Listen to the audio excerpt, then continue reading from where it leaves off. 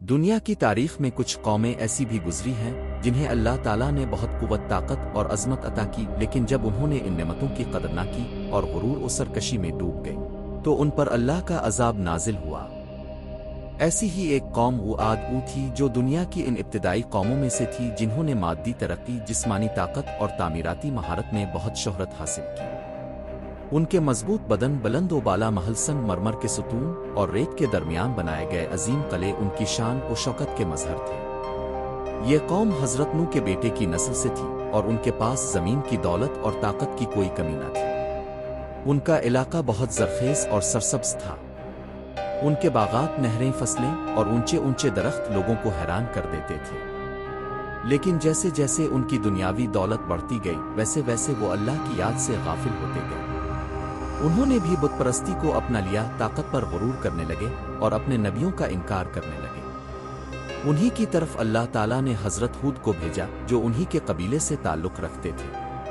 وہ ان کے درمیان پیدا ہوئے، وہی زبان بولتے تھے اور ان کی زندگی سے بخوبی واقف تھے۔ وہ نہایت سچے، نیک اور سمجھدار انسان تھے۔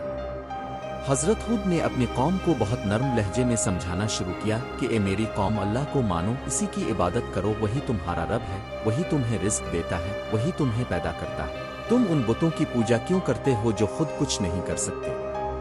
یہ تمہارے باپ دادا کا طریقہ ضرور ہو سکتا ہے، لیکن سچائی وہی ہے جو اللہ نے بھیجی ہے۔ لیکن قوم عاد جو اپنی عظمت، طاقت اور تعمیرات پر نازاں تھی، اس نے حضرت ہود کی باتوں کو مذاق میں اڑا دیا۔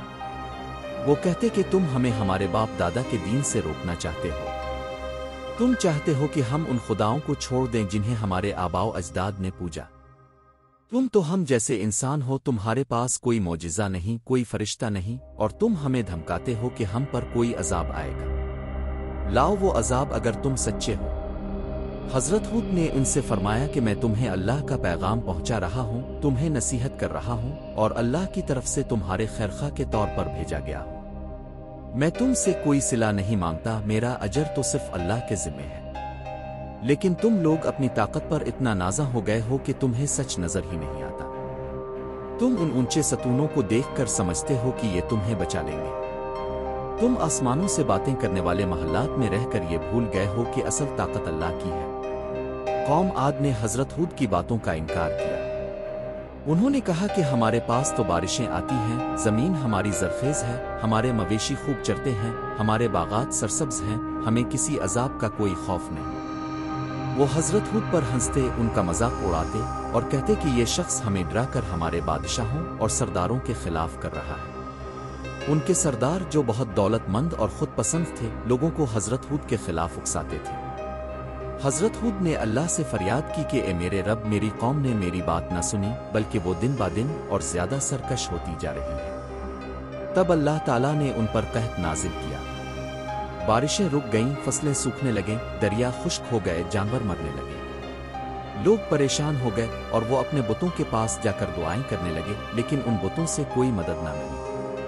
حضرت ہود نے فرمایا کہ اگر تم سچے دل سے توبہ کرو، اللہ کو مانو، تو وہ تمہیں دوبارہ نعمتوں سے نوازے گا۔ لیکن قوم عاد نے کہا کہ یہ سب کچھ ہماری آزمائش ہے، ہم بہت جلد سنبھل جائیں گے۔ انہوں نے اپنی ضد اور سرکشی جاری رکھی۔ پھر ایک دن وہ افق پر ایک سیاہ بادل کو دیکھ کر خوش ہو گئے۔ انہوں نے کہا کہ لو دیکھو، اب بارش آئے گی، اب ہماری زمین پھر سے ہری بھری ہو جائے گی۔ لیکن حضرت ہود نے فرمایا کہ یہ وہ بادل نہیں جو تم سمجھ رہے ہو، یہ دراصل اللہ کا عذاب ہے جو تمہاری بستیوں کو تباہ کرنے آ رہا ہے۔ پھر ایک زبردست آندھی چلی۔ یہ کوئی عام آندھی نہ تھی، بلکہ یہ ایک سخت، تیز اور زور آور ہوا تھی جو 7 راتیں اور 8 دن تک مسلسل چلتی رہی۔ وہ آندھی ہر چیز کو اکھاڑ پھینکتی، بڑے بڑے درخت، اونچے محلات اور سنگی قلعے سب زمین بوس ہو گئے۔ لوگ اپنے گھروں سے نکل کر میدانوں میں بھاگے، لیکن وہ آندھی انہیں زمین سے یوں اٹھاتی جیسے وہ کھجور کے کھوکھلے تنوں کی طرح ہوں، اور پھر زمین پر یوں پٹخ دیتی کہ ان کا وجود مٹ جاتا۔ کوئی مرد، عورت، بچہ یا بوڑھا اس عذاب سے بچ نہ سکا۔ حضرت ہود اور ان کے وہ ماننے والے جو ایمان لا چکے تھے اس عذاب سے محفوظ رہے۔ اللہ نے انہیں پہلے ہی حکم دے دیا تھا کہ وہ ایک محفوظ جگہ پر چلے جائیں، اور انہوں نے اللہ کے حکم پر عمل کیا۔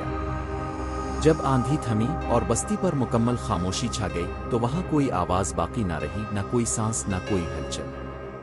وہ قوم جو دنیا کی طاقتور ترین اقوام میں شمار ہوتی تھی ایک لمحے میں خاک میں مل گئی۔ حضرت ہود نے اپنے ماننے والوں کے ساتھ ایک نئی جگہ آباد کی اور ان کے ساتھ ایک پرامن سادہ اور خدا پرست زندگی گزاری۔ وہ عمر بھر اللہ کی یاد اور اس کے پیغام کو دوسروں تک پہنچاتے رہے۔ ان کی کہانی دنیا کے لیے ایک نشان عبرت ہے کہ جب انسان اپنی طاقت پر ناز کرتا ہے اور اپنے رب کو بھول جاتا ہے تو انجام صرف بربادی ہوتا ہے۔